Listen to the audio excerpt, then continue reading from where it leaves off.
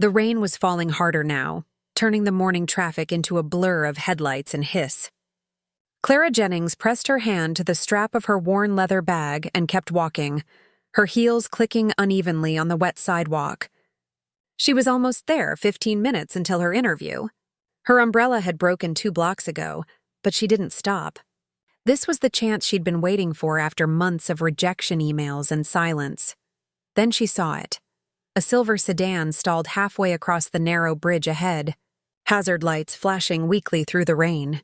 Drivers honked and swerved, impatient to get past. A man in a dark coat stood beside it, drenched, phone pressed to his ear. He looked frustrated, then helpless. Clara slowed her pace, heart pounding with the quiet panic of someone torn between 2 duties, the one that could change her life, and the one that might cost it. For a moment, she thought of her mother. How she used to say, "Kindness isn't convenient. Clara, that's what makes it rare." Her mother had worked double shifts at a laundry and still found time to check on neighbors. She had died 3 winters ago, leaving Clara with her quiet strength and the echo of that sentence. The man's phone slipped from his hand and clattered onto the pavement. Without thinking, Clara ran toward him. "Let me help you push it to the side," she said, raising her voice above the rain.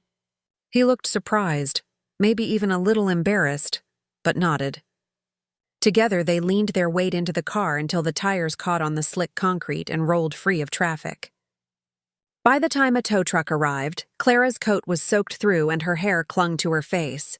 She smiled, breathless, and waved off the man's attempt to offer money. When she reached Harcourt Industries' front desk, the marble floor gleamed beneath her dripping shoes. The receptionist barely glanced up. "You're Clara Jennings? Your interview was scheduled for 10:30. Clara checked the clock. 10:45. "I'm so sorry. There was an accident. I'm afraid the panel already left. You can email HR for rescheduling, but the position may be filled." Clara stood there for a moment, water pooling around her shoes, the fluorescent lights harsh on her pale face. She managed a polite nod before stepping back outside. The rain had stopped. Sunlight broke through the clouds in faint, uneven rays, glinting off the wet glass of the high-rise towers. She sat on a nearby bench, watching people hurry by in pressed suits and polished shoes. Her reflection in a puddle looked like someone else, tired, fragile, but strangely calm. She pulled out her small notepad, the one where she kept reminders of her goals. Be early. Speak clearly. Don't apologize too much. She almost laughed. Maybe, she thought, there were things that mattered more than being on time. Inside the cafe across the street, the warmth wrapped around her like a soft blanket.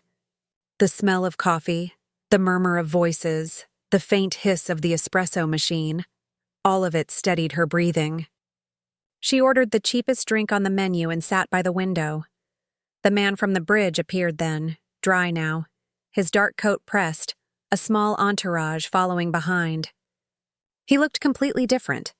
Composed, powerful, the kind of man whose presence made others stand taller. Clara blinked, unsure. He caught her gaze through the window but didn't seem to recognize her. She lowered her eyes to her cup, a faint tremor in her hands. Across the street, his reflection lingered on the glass of the cafe door before he disappeared inside the same building she'd just left. She didn't know it yet, but the man she helped had been the one she'd come to meet. The next morning, the city looked cleaner, washed pale by rain and early sunlight. Clara sat at her small kitchen table, sending polite follow-up emails she knew would never be read. Her coat still hung over the chair, damp at the edges, carrying the faint smell of engine oil and wet pavement. She'd slept poorly, replaying the moment at the front desk again and again. Still, she didn't regret stopping. By noon, her phone buzzed with an unknown number. "Ms. Jennings? This is Harper from Harcourt Industries. Mr. Harcourt would like to meet you personally this afternoon if you're available." Clara froze. "Mr. Harcourt?" "Yes, Daniel Harcourt, our CEO, 2:00. Same building."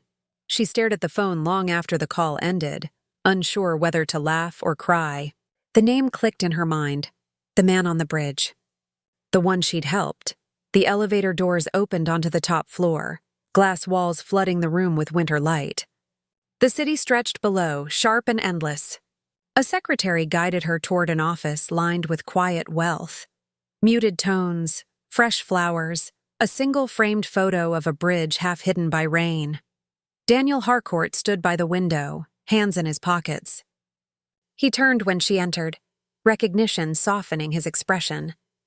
"So it was you," he said almost to himself. Clara hesitated. "I didn't realize who you were." He smiled faintly. "And yet you stopped anyway." For a moment, the office fell silent except for the hum of the city outside. Daniel gestured toward a chair. "Please sit. I owe you an apology, and perhaps an explanation." He listened as she spoke. About losing her mother. About taking temporary jobs that never became permanent. About trying to stay kind in places that didn't reward it.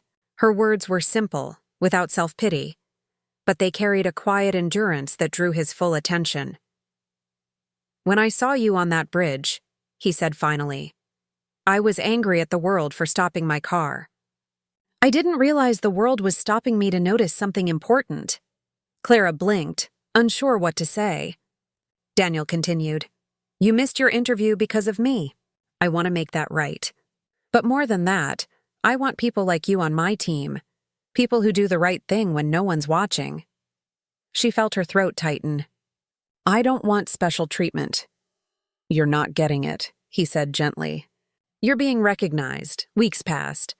Clara joined Harcourt Industries, not as a secretary, but as a coordinator in the Community Outreach Division, a role that seemed built for her empathy and precision. She organized aid drives, negotiated with local shelters, and earned quiet respect from people who'd first dismissed her as the polite new hire. Daniel often watched from a distance during meetings, curious about how naturally she led without trying to lead. There was no performance in her kindness. It was simply how she moved through the world. One evening, as the office emptied, Clara lingered by the window. The same bridge was visible in the distance, bathed in sunset light. Daniel joined her, holding 2 paper cups of coffee. "Funny thing," he said. "I used to see that bridge as a delay. Now it feels like a beginning." Clara smiled. "Maybe both." They stood there in comfortable silence, watching the river catch the last gold of the day. Down below, the traffic moved easily. No stranded cars, no honking, just the steady rhythm of ordinary life. Daniel raised his cup slightly. "You reminded me of something my father used to say. That integrity is who you are when you think no one's keeping score." Clara's gaze stayed on the bridge. "And maybe kindness is when you help anyway." Outside, the streetlights flickered on one by one, their reflections dancing across the water, quiet, steady, unremarkable to anyone passing by. But to them, it felt like the city itself was nodding in approval,